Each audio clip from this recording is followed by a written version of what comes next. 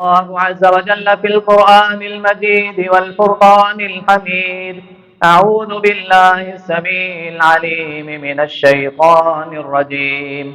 بسم الله الرحمن الرحيم.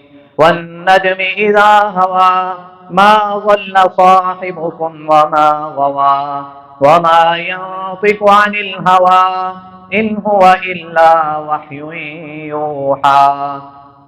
علمه شديد القوى ذو مرة فاستوى أو كما قال النبي صلى الله عليه وسلم.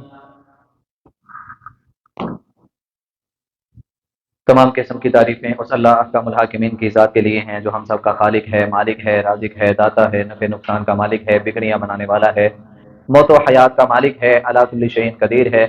بے شمار لا تعداد انگنت درود و سلام سید الاولین والآخرین، امام مجتبی، امام الرسل، خاتم الانبیاء، آقائے دو جہاں، کائنات کے سردار نبی جناب محمد الرسول اللہ صلی اللہ علیہ وآلہ وسلم کی ذات اقدس کے لیے. صاحبوں اور ساتھیوں، قابل احترام تشریف فرما ماؤں اور بہنوں، اللہ مالک العالم کا بے حد احسان ہے کہ اس مالک نے ہمیں اپنے گھر آنے کی توفیق عطا فرمائی. اللہ ہم سب کا آنا، مل کر کے بیٹھنا، اللہ اس کے رسول کی باتوں کا ذکر سننا اور سنانا اپنی بارگاہ میں قبول و منظور فرمائے اور اس کو ہم سب کے لیے نجات کا ذریعہ بنائے. حضرات و سامعین، رجب کا مہینہ اپنے آخری لمحات پہ ہے اور ہمارے پچھلے 2-3 جمعے اسی تربیت میں گزر رہے ہیں، اسی سبق کو سیکھنے میں گزر رہے ہیں کہ ہم نے رجب کا مہینہ کس طرح گزارنا ہے. لوگوں کو دیکھ کے جس طرح لوگ اس مہینے کو گزارتے ہیں طرح طرح کی عبادات کر کے یا روزے رکھ کے، کیا رسول اللہ صلی اللہ علیہ وآلہ وسلم کا طرز عمل یہ ہے؟ آقا علیہ الصلوۃ والسلام کی سنت ہے؟ نبی علیہ الصلوۃ والسلام کا کوئی حکم ہے؟ آقا علیہ الصلوۃ والسلام کا عمل یا صحابہ اکرام کی زندگی سے یہ عمل ہمیں ملتا ہے تو ہم نے انشاءاللہ ضرور کرنا ہے، اور اگر نہیں ملتا تو ہم ان سے آگے نہیں ہیں، ہم ان سے افضل نہیں ہیں، ہم ان سے اعلیٰ نہیں ہیں. اللہ ہمیں ان ساری چیزوں کو سیکھنے کی توفیق عطا فرمائے اور اس کے بعد اپنی زندگیوں میں شامل کر کے اللہ ہمیں اپنی زندگیوں کو پر رونق سے پر رونق بنانے کی توفیق عطا فرمائے. حضرات و سامعین، بات کو سمجھانے کے لیے یہ بات دوبارہ سے ریپیٹ کرنا ضروری ہے. نبی صلی اللہ علیہ وسلم کو معراج کروائی گئی، اور اسرا سیر کو کہتے ہیں جس کا تعلق ہے بیت اللہ سے مسجد اقصی تک جو زمینی سفر ہے، اور معراج ہے مسجد اقصی سے آسمانوں کی سیر، جنت کی سیر، جہنم کی سیر، فرشتوں سے ملاقات، اور رب العالمین کی طرف سے رسول اللہ صلی اللہ علیہ وسلم کو دیے گئے تحائف اور آپ کا سفر واپس. اس کو کہتے ہیں معراج. ایک سفر کا تعلق زمین کے ساتھ ہے اور ایک کا تعلق زمین سے آسمان تک اور دوبارہ واپسی ہے. پچھلے جمعے ہم نے آسمانوں کی سیر کرنی شروع کی تھی، یعنی کہ رسول اللہ صلی اللہ علیہ وسلم آسمانوں پہ اب جا رہے ہیں اور مختلف انبیاء سے ملاقاتیں ہو رہی ہیں. اور بات اس لیے کر رہا ہوں تاکہ ہمارے ذہن میں یہ بات پکی ہو جائے کہ رسول اللہ صلی اللہ علیہ وآلہ وسلم کو رب العالمین نے یہ جو معجزہ عطا کیا ہے، جس طرح پہلے معجزات عطا کیے تھے، یہ اسرا و معراج بھی رب العالمین کا معجزہ ہے. یہ معجزہ اس لیے عطا کیا، نبی علیہ السلام کو سدرۃ المنتہا پر اس لیے بلایا، آقا علیہ الصلوۃ والسلام کو رب العالمین کچھ تحائف دینا چاہ رہے تھے، اور اس سے پہلے نبی علیہ السلام کے سینے کو چاک کرنا، آپ کے دل کو پاک کرنا، یہ سارے ہمارے لیے اسباق ہے کہ ہم نے بھی اپنے سینے اور اپنے دل کو پاک صاف رکھنا ہے. اللہ ہمیں اس کی توفیق عطا فرمائے. انسان حج کرتا رہے، عمرے کرتا رہے، نیکیاں کرتا رہے، نمازیں پڑھتا رہے، صدقہ و زکات کرتا رہے، لیکن اس کے دل میں میل ہو، رب العالمین کہتے ہیں تیرا دل ہی میلا ہے، ایسے عملوں کی مجھے ضرورت ہی نہیں ہے. اللہ ہمیں اپنے دلوں کو صاف کرنے کی توفیق عطا فرمائے. رسول اللہ صلی اللہ علیہ وسلم جبرائیل علیہ الصلوۃ والسلام کے ساتھ براق سواری پر تشریف فرما ہے. براق سواری جنت سے آئی ہے، رسول اللہ صلی اللہ علیہ وسلم نے اس پر اپنے سفر کا آغاز کرنا ہے. اور حدیث ہم نے سنی تھی، آج پھر سے سماعت کر لیں، اور اس میں ایک ہمارے لیے پوائنٹ اور سبق ہے، اس کو بھی ذرا ذہن نشین کر لیں. براق سواری زمین پر اتری ہے اور اس نے اچھلنا کودنا شروع کر دیا ہے، اٹکلیاں کر رہی ہے، گویا کہ یہ اپنے اوپر کسی کو بٹھانا نہیں چاہتی. اور اس سواری کی رفتار کتنی ہے؟ جہاں پر اس کی نگاہ پڑتی ہے وہاں پر اس کا قدم ہے. بجلی سے تیز رفتار والی سواری رب العالمین نے محمد الرسول اللہ صلی اللہ علیہ وسلم کے لیے منگوائی، انتظام کیا، آسمانوں کی سیر ہونے لگی ہے. جب یہ سواری زمین پر آئی ہے تو اٹکلیاں کر رہی ہے، اچھل رہی ہے، کود رہی ہے. جبرائیل علیہ الصلوۃ والسلام نے اس سواری کے کان میں یہ کہا کہ تیرے اوپر سوار ہونے والا کوئی عام نہیں ہے، تیرے اوپر سوار ہونے والی ہستی محمد الرسول اللہ صلی اللہ علیہ وسلم ہے. اور سواری نے جب یہ کلمات سنے پرنم ہو گئی، سکون والی ہو گئی، اس نے اچھلنا کودنا بند کر دیا. حضرات یہاں پہ میرے اور آپ کے لیے سبق کیا ہے کہ ایک جانور ہے جس نے محمد الرسول اللہ صلی اللہ علیہ وسلم کا نام سنا ہے کہ تیرے اوپر آج وہ ہنسی سوار ہونے والی ہے، اس نے اپنے آپ کو محمد الرسول اللہ صلی اللہ علیہ وسلم کے تابع کر دیا۔ نبی علیہ الصلوۃ والسلام کے تابع حجر بھی ہیں، شجر بھی ہیں، چرند بھی ہیں، پرند بھی ہیں، فرشتے بھی ہیں۔ نبی علیہ الصلوۃ والسلام کی بات ماننے والے یہ درخت بھی ہیں، یہ پتھر بھی ہیں۔ نبی علیہ الصلوۃ والسلام کی بات ماننے والے آسمان کے فرشتے بھی ہیں۔ پر یہ انسان ایسا گیا گزرا ہے، کلمہ تو نبی کا پڑھا ہے، لیکن کہتا نہیں بات نبی کی ضرور ہے، لیکن میں تو اپنے طور طریقے سے اپنے خاندان کو دیکھوں گا، اپنے مسلک کو دیکھوں گا، اپنے گروہ کو دیکھوں گا، اپنے قبیلے کو دیکھوں گا، اپنے گلی محلے کے لوگوں کو دیکھوں گا، میں اپنی مسلک کو دیکھوں گا، میں دیکھوں گا لوگ کیا کر رہے ہیں، میں نے یہ نہیں دیکھا کہ نبی نے کیا کہا ہے۔ ہر چیز نبی علیہ السلام کے تابع ہے۔ مثال دیتا ہوں ایک بات کی، نبی علیہ السلام کے ساتھ ایک صحابی ہیں، جنگل میں موجود ہیں۔ صحابی کہتے ہیں میں نے دیکھا کہ نبی علیہ السلام گویا کسی چیز کی طرف دیکھ رہے ہیں، میں نے ارد گرد نظر دوڑائی، کوئی نہیں نظر آیا سوائے درختوں کے۔ نبی علیہ السلام نے اپنی شہادت والی انگلی سے اشارہ کیا جیسے کسی چیز کو بلایا جاتا ہے۔ صحابی کہتے ہیں میں نے اپنی آنکھوں سے دیکھا کہ ایک درخت جب اس کی طرف نبی علیہ السلام نے اشارہ کیا وہ زمین کو پھاڑتا ہوا نبی علیہ السلام کے قریب آ گیا اور اس نے آ کے اپنی ٹہنیوں کو جھکا کے کہا اے میرے نبی محمد صلی اللہ علیہ وسلم بتائیے میرے لیے کیا حکم ہے۔ حجر نبی علیہ السلام کے ہاتھوں میں، شجر نبی علیہ السلام کے تابع، پتھر نبی علیہ السلام کے ہاتھوں میں، اور وہ کلمہ پڑھ رہے ہیں۔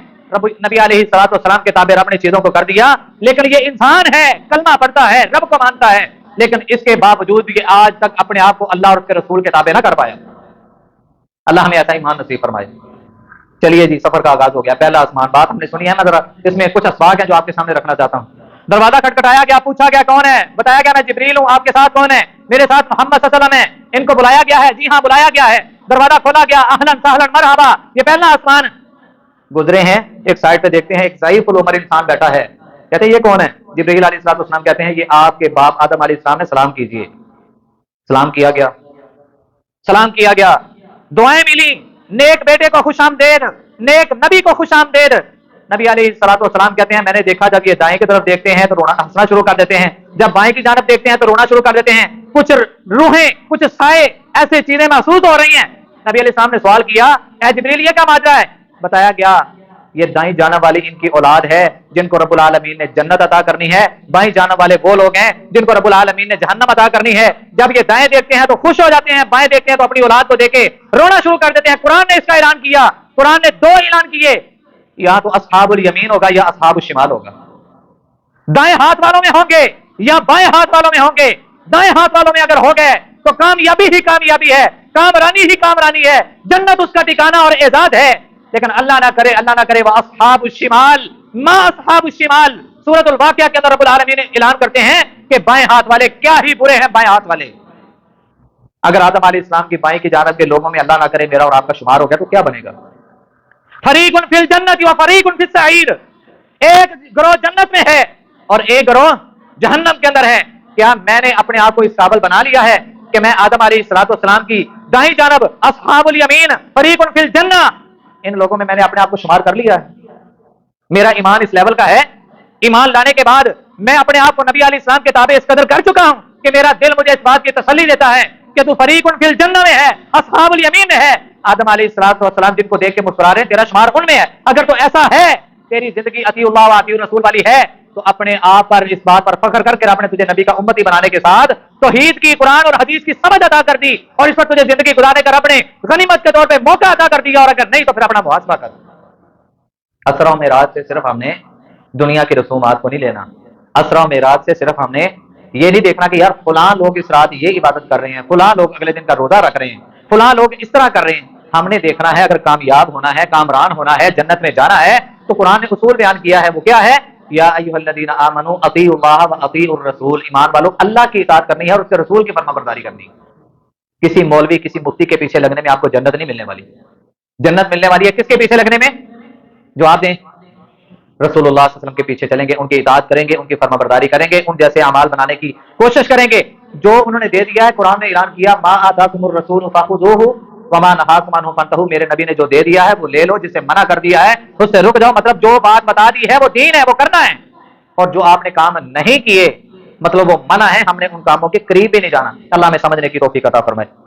حضرات، دوسرا آسمان رسول اللہ صلی اللہ علیہ وآلہ وسلم کی ملاقات ہو رہی ہے یحییٰ علیہ السلام سے اور عیسیٰ علیہ السلام سے. تیسرے آسمان پر رسول اللہ صلی اللہ علیہ وسلم نے حضرت یوسف علیہ السلام کو دیکھا. اور یوسف علیہ السلام کے متعلق ہم نے پچھلے دن میں سنا تھا کہ پوری کائنات میں سے آدھا حسن نبی علیہ السلام بیان کرتے ہیں اللہ نے یوسف علیہ السلام کو عطا کیا.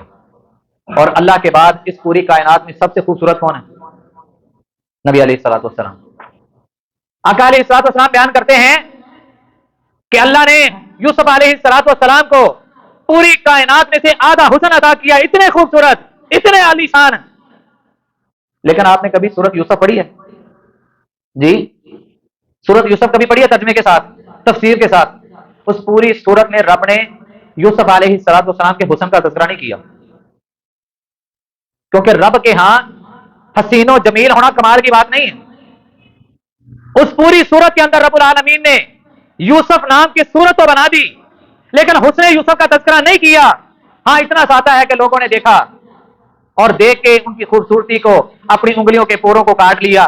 اس کے علاوہ پوری سورت کے اندر کہیں دوسری مرتبہ ذکر آیا؟ پوری سورت کے اندر بار بار ذکر اسی چیز کا آ رہا ہے کہ وہ تقوی والے تھے، وہ متقی تھے، وہ پرہیزگار تھے، وہ رب سے ڈرنے والے تھے، وہ رب کا خوف رکھنے والے تھے، وہ رب کو پکارنے والے تھے، وہ شرک سے اپنے آپ کو بچانے والے تھے. تقوی اور پرہیزگاری پوری صورت میں ان کا سبق بیان کیا گیا. حضرات بات کرنے کا مطلب یہ ہے کہ پوری کائنات جتنا حسن بھی دے دیا جائے، پوری کائنات سے آدھا حسن بھی دے دیا جائے، رب العالمین کسی کے حسین و جمیل ہونے کے کمال کو نہیں دیکھتے. رب العالمین دیکھتے ہیں اس انسان کے اندر تقوی کتنا ہے، اس کے دل میں رب کا ڈر کتنا ہے، اس کے دل میں رب کا خوف کتنا ہے، کہ رب سے ڈرتے ہوئے اس کی فرما برداری میں زندگی کتنی گزارتا ہے. اللہ ہمیں ایسی زندگیاں نصیب فرمائے. چوتھے آسمان پر ادریس علیہ السلام سے ملاقات ہو رہی ہے. پانچویں آسمان پر ہارون علیہ السلام سے ملاقات ہوئی اور ساتویں آسمان پر موسیٰ علیہ السلام سے ملاقات کروائی گئی. یہ وہ موسیٰ ہے جن کو رب العالمین نے دنیا میں پچھلے جمعے ہم نے سنا تھا، لوگوں نے کہا کہ ہم نے رب کو دیکھنا ہے، جو اللہ کے لاڈلے نبی تھے. اللہ نے ہلکی سی نور کی تجلی دکھائی، سارے فوت ہو گئے. ثم بعثناکم من بعد موتکم لعلکم تشکرون. حضرات موسیٰ علیہ السلام سلام کیا گیا، ان کو بتایا جبریل علیہ السلام نے یہ موسیٰ علیہ السلام ہیں. آقا علیہ السلام نے ان کا حلیہ بھی بیان کیا، بڑے خوبصورت ہیں، گنگریالے بال ہیں، نوجوان قسم کے ہیں. نبی علیہ السلام کو ان کی حالت دکھائی گئی، بتایا گیا. نبی علیہ السلام کہتے ہیں میں نے ان کی حالت کو دیکھا، جب انہوں نے مجھے دیکھا تو رونے لگ گئے. پوچھا کہ آپ روتے کیوں ہیں؟ تو انہوں نے جواب دیا یا رب ھذا الغلام الذي بعثه بعدي يدخل من امة الجنة اکثر. اے اللہ، اس نوجوان کو تو نے میرے بعد نبی بنایا ہے لیکن اس کی امت مجھ سے یعنی کہ میری امت سے کثیر تعداد میں یدخلون الجنہ، جنت میں داخل ہونے والی. اللہ ہمارا شمار ہم کچھ نصیبوں میں کر دے. اللہ ہمیں جنتیوں والے اعمال کرنے کی توفیق دے دے، جہنمیوں والے اعمال سے ہمیں بچا لے. حضرات ملاقات ہوئی ساتویں آسمان پر، ابراہیم علیہ السلام سے ملاقات ہوئی. نبی علیہ السلام کہتے ہیں مجھے دکھایا گیا کہ ابراہیم علیہ السلام ایک دیوار کے ساتھ ٹیک لگا کے بیٹھے. ساتواں آسمان ہے. چھٹے آسمان پر موسیٰ علیہ السلام سے ملاقات ہو رہی ہے اور یہاں پہ بھی نبی علیہ السلام کی امت کو دکھایا گیا، یعنی کہ آقا علیہ السلام کی امت پورے انبیاء کی امتوں سے زیادہ ہوگی اور کثیر تعداد میں جنت میں داخل ہونے والے ہوں گے. ساتویں آسمان پر ابراہیم علیہ السلام سے ملاقات ہو رہی ہے. حالت کیا ہے؟ وہ ایک دیوار کے ساتھ ٹیک لگا کے بیٹھے ہیں. اور وہ جس دیوار کے ساتھ ٹیک لگا کے بیٹھے ہیں وہ مقام کون سا ہے؟ جس کو کہا جاتا ہے بیت المعمور. یہ بیت المعمور کیا ہے؟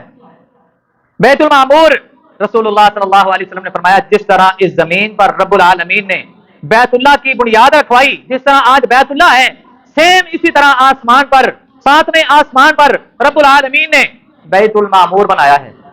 دنیا میں لوگ بیت اللہ کا طواف کرتے ہیں، آسمان پر بیت المعمور کا طواف فرشتے کرتے ہیں.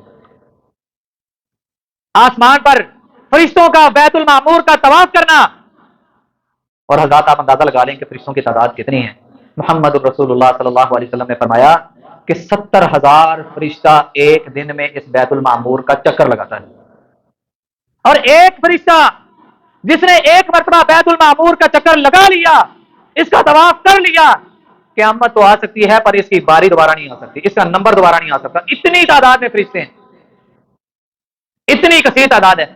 حضرات نبی علیہ السلام دیکھتے ہیں کہ میں نے دیکھا کہ یہ بیت المعمور کے ساتھ ٹیک لگا کے بیٹھے ہوئے ہیں. اور حضرات یہاں پہ رک کے علماء بیان کرتے ہیں کہ رسول اللہ صلی اللہ علیہ وسلم نے جب یہ ساری صورتحال دیکھی، علماء بیان کرتے ہیں کہ اس زمین پر ابراہیم علیہ السلام نے اپنے بیوی اور بچے کو بیابان علاقے میں چھوڑا، ویران علاقے میں چھوڑا اور بیت اللہ تعمیر کیا، اور ساتھ میں یہ دعا کی کہ اللہ اس بیابان علاقے میں اپنے بیوی اور بچے کو چھوڑ کے جا رہا ہوں، اس لیے کہ یہاں پہ میرا دل کرتا ہے کہ تیرا گھر آباد ہو، اور تیرے گھر کے قریب ان کو اس لیے چھوڑ کے جا رہا ہوں کہ تاکہ ان کی تربیت اور اصلاح اچھی ہو جائے۔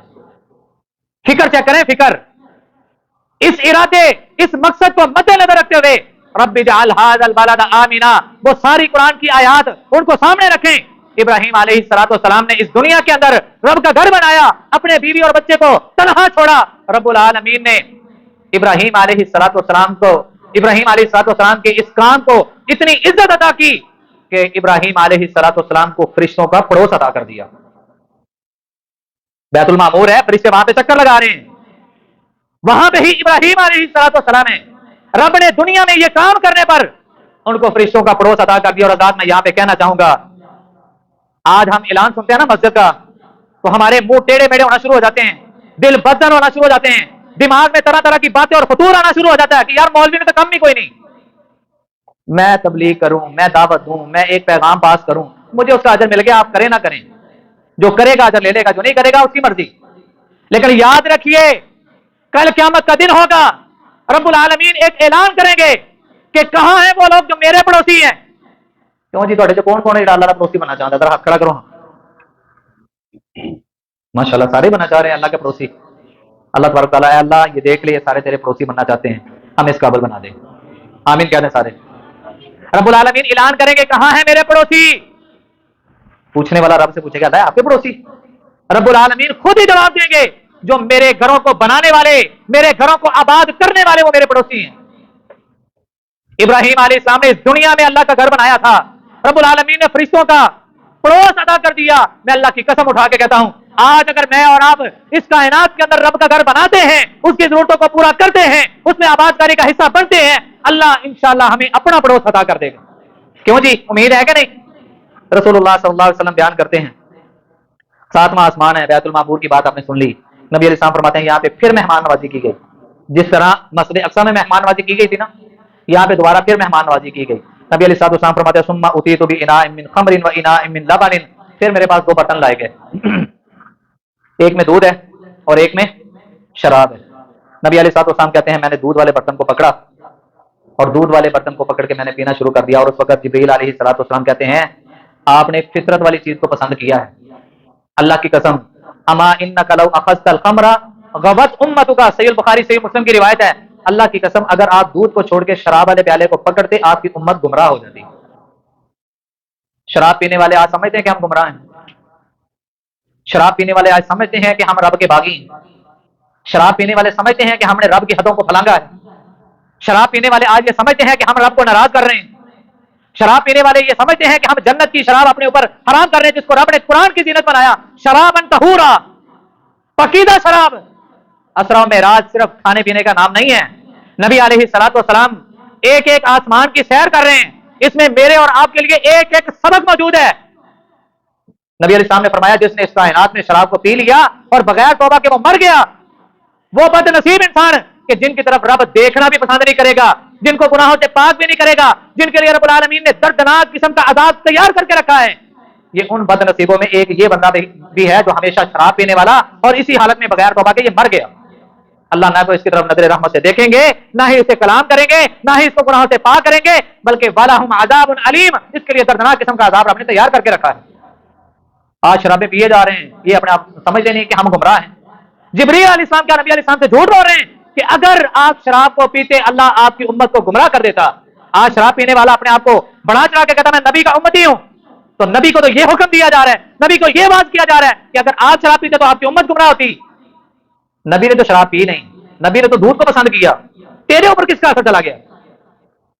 اگر نبی کا اثر ہوتا، اگر نبی کی اتباع میں اپنے آپ کو دیا ہوتا، اگر نبی کی فرمان برداری میں تو زندگی گزار رہا تھا تو اس کے قریب ہی نہ جاتا۔ اللہ ہمیں سمجھنے کی توفیق عطا فرمائے۔ حضرات اس سے آگے سدرۃ المنتہا، یہ سدرۃ المنتہا کیا ہے؟ مسلم کی ایک روایت ہے، رسول اللہ صلی اللہ علیہ وسلم نے فرمایا الیہا ینتہی ما یعرج بہ من الارض، زمین سے ہم نیک کام کرتے ہیں نماز پڑھی، روزہ رکھا، صدقہ، زکوٰۃ، دیگر جتنے بھی نیکی کے کام ہیں، سلام کرنا، راستے میں پڑی ہوئی تکلیفیں چیز کو اٹھا کے سائڈ پہ کر دینا، پانی کا انتظام کر دینا، اللہ کا گھر بنا دینا، اللہ کے گھر کی ضرورتوں کو پورا کر دینا، مسجد کے ساتھ، مدرسے کے ساتھ، یا دیگر جتنے بھی نیک کام کرتے ہیں، جب یہ اٹھائے جاتے ہیں آسمان کے دروازے کھولے جاتے ہیں، اور آخری پوائنٹ ان کا ہوتا ہے سدرۃ المنتہا۔ آخری پوائنٹ ان کا کیا ہوتا ہے؟ سبق یاد رہے گا؟ ہم جتنے بھی نیک کام کرتے ہو یاد رکھیے، آسمان کی بلندیوں کی طرف اعمال اٹھائے ہی وہ جاتے ہیں جو پاک ہوں۔ مثال دے کے بات سمجھاتا ہوں۔ نبی علیہ الصلوۃ والسلام نے فرمایا ایک بندہ اللہ اکبر اللہ اکبر اللہ اکبر سمی اللہ علیہ اللہ السلام علیکم السلام، یعنی کہ اس نے جلدی جلدی نماز کو تروڑ مروڑ کے اس نے ادا کر لیا۔ نماز ہم کس لیے پڑھتے ہیں؟ میں آپ سے سوال کرتا ہوں تاکہ بات سمجھ آ جائے۔ نماز ہم اس لیے پڑھتے ہیں تاکہ ہم جہنم کی آگ سے بچا لیے جائیں، اس لیے پڑھتے ہیں نا۔ نبی علیہ السلام نے فرمایا بندے نے نماز ادا کی، نہ اس کا رکوع پورا، نہ اس کا قیام پورا، نہ اس کا سجدہ پورا، نہ اس کا تشہد پورا، اس نے نماز کا حق ادا نہیں کیا، اس کے ارکانوں کو صحیح طرح پورا نہیں کیا، اس نے ذکر و اذکار کی دھجیاں اڑا کے رکھ دی، میرا نام سعد ہے، میرا نام عبد الرشید ہے، اور میرا نام کو بگاڑ کے لے میں اس کے دانت نہ توڑ دوں، اور رب کا نام ہم بگاڑ کے لیں تو رب ہماری باتیں قبول کرے گا؟ بولیں سبحان ربی العظیم سبحان ربی العظیم سبحان ربی العظیم، ہو گیا سبحان ربی اللہ سبحان ربی اللہ سبحان ربی اللہ، ایسے ہی کرتے ہیں نا۔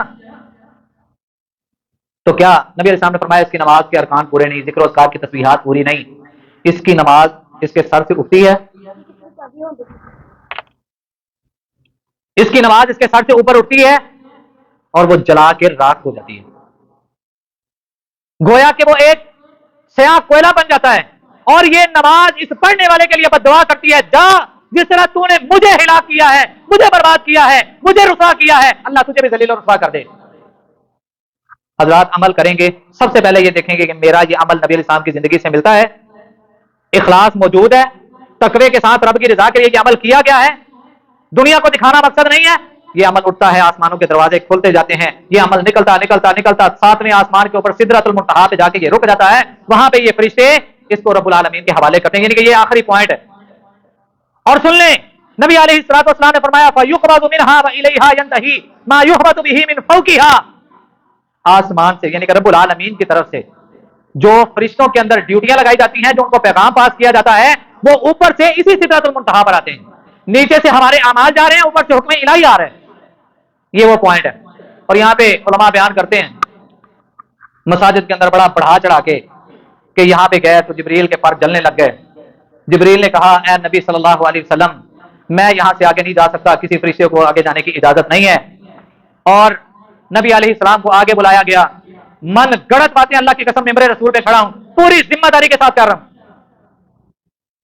یہ وہ مقام ہے جہاں سے فرشتے احکام الہی کو موصول کرتے ہیں، رسیو کرتے ہیں، اور یہ وہ مقام ہے جہاں پہ میرے اور آپ کے نیک عملوں کو پیش کیا جاتا ہے رب العالمین کی عدالت میں۔ نبی علیہ الصلوۃ والسلام اس موقع پر جبرائیل علیہ الصلوۃ والسلام کو دیکھتے ہیں، پہلی مرتبہ دیکھا تھا جب پہلی وحی آئی تھی، جب کہا گیا تھا اقرأ یا محمد، اے محمد صلی اللہ علیہ وسلم پڑھیے، تو آپ نے فرمایا تھا ما انا بقارئ، میں پڑھا لکھا نہیں ہوں، کیا پڑھوں؟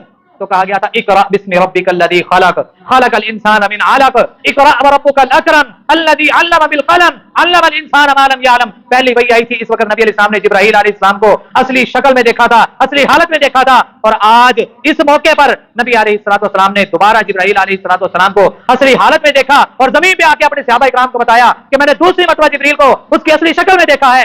600 پروں پر مشتمل اس کی جسامت ہے، 600 پر ہیں، اور پر کتنے بڑے ہیں؟ ایک پر کو اگر وہ کھول لیں تو مشرق کی جانب لگ جائے، دوسرا کھولے تو مغرب کی جانب لگ جائے، گویا کہ دونوں پروں کے اندر رب العالمین نے پوری زمین ہی سمو دی، پوری کائنات ہی سمو دی۔ اتنا بڑا ایک فرشتہ، تو بتائیے جب ایک فرشتے کے اندر اتنی طاقت موجود ہے تو رب العالمین کتنی طاقتوں کا مالک ہے۔ یہاں پہ ایک اور بات بیان کی جاتی ہے، اچھا باتیں بہت ساری ہیں، مختصر کرتا ہوں۔ نبی علیہ الصلوۃ والسلام کو جنت کی سیر کروائی گئی، آقا علیہ الصلوۃ والسلام نے مختلف مقامات دیکھے، نبی علیہ السلام کو جہنم کی سیر کروائی گئی، نبی علیہ السلام نے بہت ساری چیزیں دیکھی۔ یہاں پہ ایک بات جو قابل غور ہے، ذہن نشین کر لیں، نبی علیہ الصلوۃ والسلام کہتے ہیں کہ مجھے سدرۃ المنتہا کے مقام سے تھوڑا اوپر لے جایا گیا، یہاں تک کہ میں نے کلموں کی چلنے کی آواز کو سنا۔ فرشتے لکھ رہے ہیں رب کی طرف سے جو حکم آ رہا ہے، یا نیچے سے جو جا رہے ہیں فرشتے ان کو لکھ رہے ہیں، میں نے فرشتوں کے کلموں کی چلنے کی آوازیں سنی۔ نبی علیہ السلام فرماتے ہیں ثم عرج بی، پھر تھوڑا مجھے اوپر لے جایا گیا، حتی ظہرت لمستوی اسمع فیہ صریف الاقلام، صحیح بخاری کی روایت ہے، صحیح مسلم کی روایت ہے، نہ یقین آئے ریفرنس نمبر جاتے ہوئے لے کے جائیے گا اور گھر جا کے خود مطالعہ کیجیے گا۔ نبی علیہ الصلوۃ والسلام اس مقام پر تو گئے لیکن اس سے آگے نہیں۔ بات سمجھ آ رہی ہے؟ اس بلندی تک گئے کہ آپ نے فرشتوں کے کلموں کے چلنے کی آوازوں کو سنا. نبی علیہ الصلوۃ والسلام. اچھا یہاں پہ ہمارے یہاں بات مشہور ہے کہ اللہ احکم الحاکمین کو نبی علیہ السلام نے دیکھا ہے. رب نے اتنا قریب کر لیا, اتنا قریب کر لیا, اللہ کی قسم اٹھا کے کہتا ہوں لوگوں کو رب کا ذرا ڈر اور خوف ہے ہی نہیں. علماء کرام ممبروں پہ مساجد میں کھڑے ہو کے دھڑلے سے بیان کر رہے ہیں اور کسی کے اندر اتنی عقل اور شعور نہیں ہے کہ وہ سوال ہی کر لے. نبی علیہ الصلوۃ والسلام نے فرمایا تھا من کذب علی متعمدا فلیتبوأ مقعدہ من النار, جس نے میرے اوپر جان بوجھ کے جھوٹ بولا وہ اپنا ٹھکانہ جہنم میں بنا لے. اور اما عائشہ رضی اللہ تعالی عنہا ایک موقع پر ایک صحابی مسروق بیان کرتے ہیں کہ اما عائشہ رضی اللہ تعالیٰ کے پاس بیٹھا تھا. آپ کہنے لگے ہیں مسروق تین باتیں ایسی ہیں یاد رکھنا, اگر کوئی شخص ان تین باتوں میں سے کوئی ایک بات بھی کرے تو سمجھ لینا اس کائنات کا سب سے جھوٹا انسان وہ ہے. اور ان تین باتوں میں ایک بات یہ ہے کہ جو بندہ یہ کہے کہ معراج کی رات رسول اللہ صلی اللہ علیہ وسلم نے اللہ احکم الحاکمین کو دیکھا ہے, اس سے بڑا جھوٹا اور کذاب انسان اس کائنات میں ہے ہی نہیں. یہ فتویٰ میرا نہیں, اما جی عائشہ رضی اللہ تعالیٰ عنہ کا فتویٰ ہے, اور گواہی دینے کے لیے صحابی موجود ہیں. نبی علیہ الصلوۃ والسلام سے بھی سوال کیا گیا, اے اللہ کے نبی صلی اللہ علیہ وسلم کیا آپ نے رب العالمین کو دیکھا؟ تو رسول اللہ صلی اللہ علیہ وسلم نے قرآن کی آیت سے جواب دیا لا تدرکہ الابصار وہو یدرک الابصار وہو اللطیف الخبیر. اس کو کوئی آنکھ دیکھ ہی نہیں سکتی, اس رب کو اس کائنات میں بنی ہوئی کوئی آنکھ دیکھ ہی نہیں سکتی. ہاں انشاءاللہ کل قیامت کا دن ہوگا, رب ہم سے راضی ہوگا, ہمارے گناہوں کو انشاءاللہ معاف کرے گا, ہمیں بغیر حساب کے انشاءاللہ جنت کا داخلہ عطا کرے گا. پرسلات پر رب اپنی رحمت کی نظر کر کے جب ہمیں جنت میں بھیجے گا, جنت سے ساری نعمتیں انشاءاللہ ہمیں ملیں گی. اس کے بعد آخر میں رب العالمین ہمارے لیے اعلان کرے گا جنتیو سب کچھ مل گیا, کچھ اور چاہیے؟ ہم سارے کہیں گے اے اللہ سب کچھ ہے. وہاں پہ رب العالمین سارے پردے ہٹا کے وہاں پہ اپنی زیارت کروائیں گے, مطلب وہاں پہ رب العالمین ہمیں وہ آنکھیں بھی عطا کریں گے. لیکن اس کائنات کے اندر رب العالمین نے کوئی ایسی آنکھ بنائی نہیں ہے کہ جو رب کو دیکھ سکے. جو بندہ اس بات کا اقرار کرتا ہے, اعلان کرتا ہے, اما جی عائشہ رضی اللہ تعالیٰ عنہ بیان کرتی کہ اس شخص سے جھوٹا انسان اس کائنات میں کوئی ہے ہی نہیں. اللہ احکم الحاکمین ہمیں سمجھنے کی توفیق عطا فرمائے. اسرا و معراج اس میں جو ہمارے لیے اسباق تھے وہ مختصر انداز میں نے آپ کے سامنے رکھے ہیں. اللہ ہمیں ان اسباق کو سیکھنے کی, سمجھنے کی, پڑھنے کی, پرکھنے کی, اور اس کے بعد جو اسباق اس میں ہمیں اپنی زندگیوں میں شامل کرنے والے ہیں اللہ ان کو ہمیں اپنی زندگیوں میں شامل کرنے کی توفیق عطا فرمائے. حضرات اگر حجر شجر پرند درخت سب کچھ نبی علیہ الصلوۃ والسلام کے تابع ہیں تو پھر میں اور آپ اپنے آپ کو آج تک نبی علیہ السلام کے تابع کیوں نہیں کر سکے؟ حضرات رب العالمین کتنے خوبصورت ہیں. آخری چھوٹی سی بات ہے, روایت تو ضعیف ہے لیکن ضعیف روایت کو اگر بتا کے بیان کیا جائے تو مسئلہ کوئی نہیں. روایت ضعیف قدر ہے, ترمذی کے اندر روایت موجود ہے. نبی علیہ الصلوۃ والسلام نے بیان کیا کہ حجر اسود اور مقام ابراہیم دو پتھر ہیں نا, دو پتھر ہی ہیں نا, یہ کہاں سے آئے تھے؟ یہ جنت کے یاقوت ہیں, جنت کے موتی ہیں. جنت کے یاقوت اور جنت کے موتی, جنت سے لائے گئے پتھر, ایک رب العالمین نے بیت اللہ کی دیوار میں اور دوسرا جو ابراہیم علیہ الصلوۃ والسلام کی تعمیر, بیت اللہ کی تعمیر میں کام دیتا رہا بطور لفٹ. نبی علیہ الصلوۃ والسلام نے بیان کیا کہ اگر رب ان کی روشنی کو ختم نہ کرتا, مشرق سے مغرب تک ہر چیز بے رونق ہو جاتی, بے نور ہو جاتی, اور کوئی آنکھ اس کو دیکھ نہ سکتی. رب نے ان کی خوبصورتی کو ختم کر دیا اور آج ہر انسان دیکھ رہا ہے. حضرات اگر یہ وہ پتھر جو جنت سے آئے ہیں, وہ یاقوت جو پتھر جنت سے آئے ہیں, اگر وہ اتنے خوبصورت ہے تو میرا رب کتنا خوبصورت ہوگا, میرا رب کتنا عالی شان ہے. اللہ ہمیں سمجھنے کی توفیق عطا فرمائے.